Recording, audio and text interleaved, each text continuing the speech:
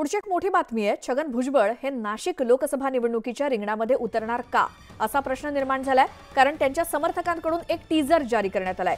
काही दिवसांपूर्वी छगन भुजबळ यांनी मुख्यमंत्री एकनाथ शिंदेंची भेट घेत नाशिक लोकसभा मतदारसंघासंदर्भात चर्चा केल्याची माहिती समोर आली होती।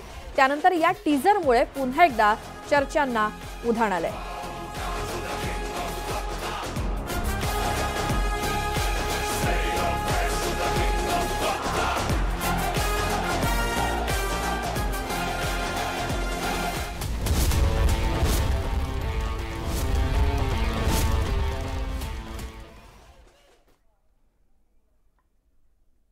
दरम्यान देवेंद्र फडणवीसांनी नाशिकच्या तिढ्यावरती भाष्य केलं आणि नाशिक भाजपचं शिष्टमंडळ मला भेटलं असून आमचा पक्ष तिथे मोठा असून तीनही पक्ष एकत्रित बसून निर्णय घेऊ असं देवेंद्र फडणवीस म्हणाले। नाशिकबाबत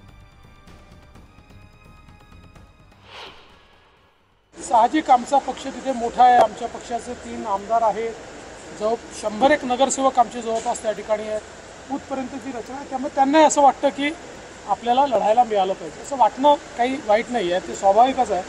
शेवटी निर्णय मात्र तिन्ही पक्षांना मिळून एकत्रित करावा लागतो आणि जेव्हा आपली युती असते त्यावेळी कधी पदरी पडतं कधी पडत नाही। म्हणून मी देखील त्यांना सांगितलं की तुमचं म्हणणं निश्चितपणे आम्ही गांभीर्याने घेऊ, ते ऐकून घेऊ, पण शेवटी जो काही निर्णय महायुतीमध्ये होईल त्यानुसार आपल्याला सगळ्यांना काम करायचं आहे। कारण शेवटी अल्टिमेट सगळ्यांचा एम एकच आहे, तो म्हणजे मोदीजींना देशाचं तिसऱ्यांदा प्रधानमंत्री पाहणं।